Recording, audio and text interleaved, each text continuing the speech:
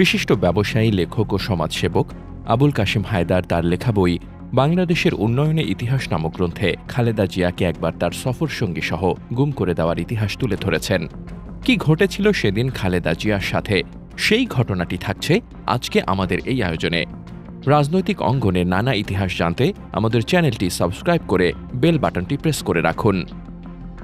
সেই বইয়ের লেখক লেখেন 12 জানুয়ারি 86 বেগম খালেদা জিয়া এক বিবৃতিতে নির্দলীয়, নিরপেক্ষ ও তত্ত্বাবধায়ক সরকারের অধীনে অবিলম্বে সংসদ নির্বাচন অনুষ্ঠানের দাবি জানান। 1 মার্চ 86 বেতার ও টিভি ভাষণে এরশাদ জাতির উদ্দেশ্যে সংসদ নির্বাচন সম্পর্কে ঘোষণা করেন যে বিরোধী দল নির্বাচনে অংশ নিলে প্রার্থী মন্ত্রীদের পদত্যাগ সহ নির্বাচনকে নিরপেক্ষ করার জন্য প্রয়োজনীয় পদক্ষেপ গ্রহণ করা হবে। বেগম জিয়ার নেতৃত্বাধীন 7 দল ও 15 দলীয় জোট তাৎক্ষণিক প্রতিক্রিয়ায় বলে যে এরশাদের অধীনে কোনো নির্বাচনই নিরপেক্ষ হতে পারে না। 17 মার্চ উভয় জোটের এক যৌথ সভায় সিদ্ধান্ত নেওয়া হয় যে জনগণের আশা আকাঙ্ক্ষাকে পদদলিত করে কেউ এ নির্বাচনে অংশগ্রহণ করলে জাতির কাছে সে বিশ্বাসঘাতকে পরিণত হবে। এ ঘোষণা সর্বমহলে বেশ আলোড়নের সৃষ্টি করে।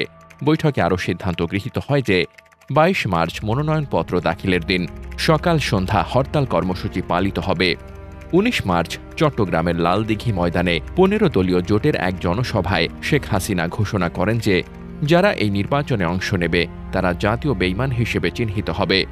21 মার্চ গভীর রাতে সবাইকে হতবাক করে দিয়ে আন্দোলনের শরিক 15 দলীয় জোটের নেত্রী শেখ হাসিনা ঘোষণা করেন যে তার দল নির্বাচনে যাবে।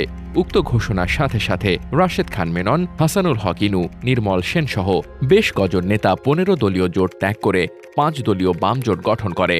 পক্ষান্তরে বেগম খালেদা জিয়া দ্ব্যর্থহীন কণ্ঠে ঘোষণা করেন রাজপথে চলমান আন্দোলনকে পাশ কাটিয়ে যারা নির্বাচনে অংশগ্রহণের সিদ্ধান্ত গ্রহণ করেছে জনগণ তাদের ক্ষমা করবে না।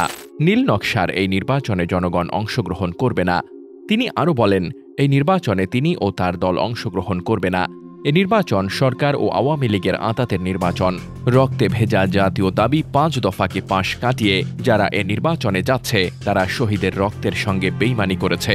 জনগণ তাদের ক্ষমা করবে না। জনতা তাদের ইতিহাসের আস্থা কুড়ে নিক্ষেপ করবে। এরপর বেগম খালেদা জিয়া দৃঢ়তার সাথে নির্বাচন প্রতিহত করার লক্ষ্যে দেশব্যাপী গণসংযোগ, সভা সমাবেশ শুরু করেন। সরকার ভীত হয়ে 29 এপ্রিল নির্বাচন বিরোধী সকল তৎপরতা নিষিদ্ধ ঘোষণা সম্বলিত এক আদেশ জারি করে। কিন্তু বেগম জিয়া সরকারি নির্দেশকে অমান্য করে পূর্বের ন্যায় সভা সমাবেশ ও মিছিল চালিয়ে যান এবং এদিনই বাইতুল মোকাররমের জনসভায় অনমনীয় কণ্ঠে ঘোষণা করেন নির্বাচন বিরোধী তৎপরতা নিষিদ্ধ করে আমাদের কণ্ঠকে স্তব্ধ করা যাবে না। 3 মে 86 জামালপুরে এক জনসভা শেষে ঢাকা ফেরার পথে কালিয়াকৈরের কাছাকাছি এক স্থানে পৌঁছাতেই পুলিশ বেগম জিয়ার গাড়িটিকে স্কট করে ফেলে এবং তাকে ও তার সফর সঙ্গীদেরকে গ্রেফতার করে এক অজ্ঞাত স্থানে নিয়ে 9 মার্চ পর্যন্ত বন্দী করে রাখে। এদিকে 7 মে জাতীয় সংসদের প্রহসনমূলক নির্বাচন অনুষ্ঠিত হয় এবং মিডিয়া কুর মাধ্যমে জাতীয় পার্টিকে বিজয়ী ঘোষণা করা হয়। 10 জুলাই 86 জাতীয় সংসদের প্রথম অধিবেশনের দিন বেগম খালেদা জিয়ার নেতৃত্বে ছাত্র জনতার এক জঙ্গি মিছিল সংসদ ভবন ঘেরাও করার উদ্দেশ্যে বাংলা মোটর পৌঁছালে পুলিশ অতর্কিতে তাদের ওপর ঝাঁপিয়ে পড়ে ও বিএনপি নেতৃবৃন্দ সহ মিছিলকারীদের বেধড়ক পেটাতে থাকে এবং কাঁদানে গ্যাস নিক্ষেপ করে। এ সময় পুলিশের 2-1টি লাঠি বেগম জিয়ার গায়েও পড়েছে বলে খবর ছড়িয়ে পড়লে পরিস্থিতি উত্তপ্ত হয়ে ওঠে। ছাত্র জনতা এতে ভীষণ ক্ষিপ্ত হয়ে রাস্তায় হাতের কাছে যে যা পেয়েছে তাই নিয়েই পুলিশের সাথে খণ্ডযুদ্ধে লিপ্ত হয়। পুলিশের সাথে এ খণ্ডযুদ্ধের প্রেক্ষিতে মহানগর পুলিশ বেগম জিয়া ও বিএনপির সিনিয়র নেতৃবৃন্দ সহ 200 জনের বিরুদ্ধে মামলা দায়ের ও গ্রেফতারি পরোয়ানা জারি করে। 15 অক্টোবর 86 প্রেসিডেন্ট নির্বাচনের নামে এক প্রহসন অনুষ্ঠিত হয়। 3 জোট এ নির্বাচন বর্জন করে এবং সকাল সন্ধ্যা হরতাল আহ্বান করে। সারা দেশে সফল হরতাল পালিত হয়।